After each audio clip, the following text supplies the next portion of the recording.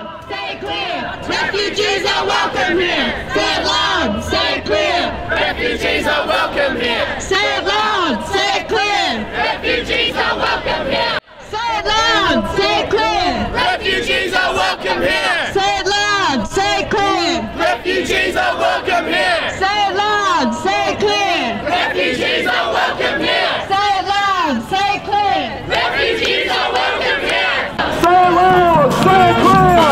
Refugees are welcome here. Say it loud, say it clear. Refugees are welcome here. Say it loud, say it clear. Refugees are welcome here. Say it loud, say it clear. Refugees are welcome here. Free, free the refugees. Free, free the refugees. Free, free the refugees. Free, free the refugees. We will march and demonstrate against any government that pretends its interests lie in allowing children to die on boats, which is what the temporary protection visas do. They ensure if you don't have family reunion that you must jump on those boats and do everything that you can to go and live with your loved ones. That is why over 2/3 of the people that died on the Civ 10 or Civ-X were women and children. That is a national disgrace that hasn't got the attention that it deserves. Abbott's not getting the scrutiny that he deserves as an opposition leader who's likely to come into government. Whilst we do live in a racist country, this country does support asylum seekers. We see it time and time again. We're seeing it today around this country where demonstrations like this are occurring, where people are saying enough's enough, we are sick to death of the current policies, we are not going to be guided by fear. And I congratulate everyone who's come out here today. Free, free the refugees! Free, free the refugees! Free, free the refugees. Free, free the refugees! Free, free the refugees. Free, free the refugees! Free, free the refugees. Free, free the refugees! As we know, the awful debate in Parliament led to the new policy that we have, the no advantage policy. And I just want to point out one thing, because this really annoys me. That legislation that was rushed through the Parliament that stripped all rights of refugees away from our law, circumvented the rulings of the High Court, took away the right of children to be given a guardian once the government decides that they are to be deported. Though that legislation passed the federal parliament because both the Labor Party and the opposition agreed on it. There's this moment after the legislation passed the House of Representatives where Chris Bowen as Immigration Minister and Scott Morrison, who we know as the opposition fearmonger for refugees, leant over the table, shook hands, patted each other on the back in triumphantness that they had stripped away people's rights and entrenched the fear of refugees and asylum seekers. Do not let Tony Abbott's coalition pretend this is not their policy. They are as implicit in this as Julia Gillard and her front bench. This is their policy, it's inflicting pain, it's inflicting suffering. And the no advantage rule, let's face it, has been a sham. We have had four times as many people arrive on our shores since that legislation went through the Parliament than previously.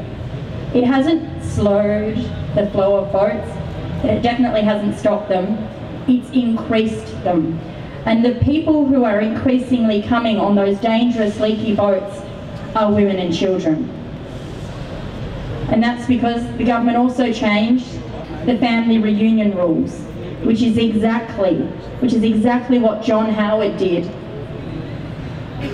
when he introduced temporary protection visas. That's why we had women and children on the Civ-X when it sunk back in 2001. And it is an ugly debate that we are having here in Australia.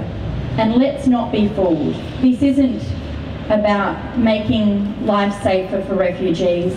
This isn't about caring for them or offering them protection. This is all about crass domestic politics. It is time that we had some leadership from our political leaders to stand up against the fear-mongering. It's time we had leadership from our political parties that said no to the demonisation of people just because they are seeking protection and our help. But there are more children in immigration detention today than there has ever been. That is a shameful, shameful occurrence.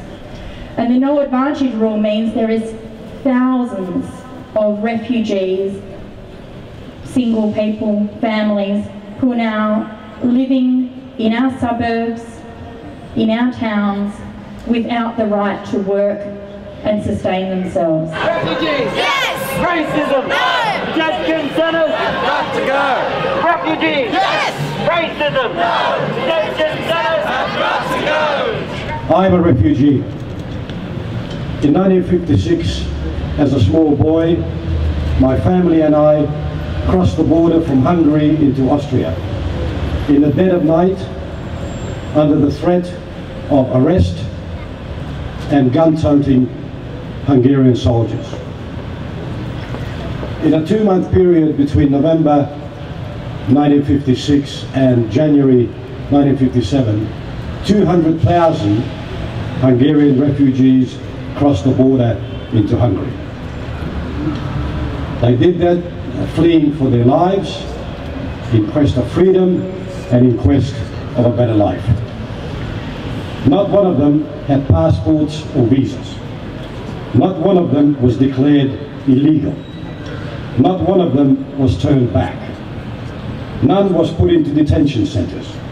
None was sent to Liechtenstein, Malta or Gibraltar for processing. No Austrian ever said to us, we will decide who comes here and under the circumstances with which they come. Instead, we were treated only with warmth and hospitality. We were given shelter, we were given clothing, food, and a welcoming embrace. The first words spoken by the first Austrian that we confronted after crossing the border were, "Welcome, you are free." Free the refugees!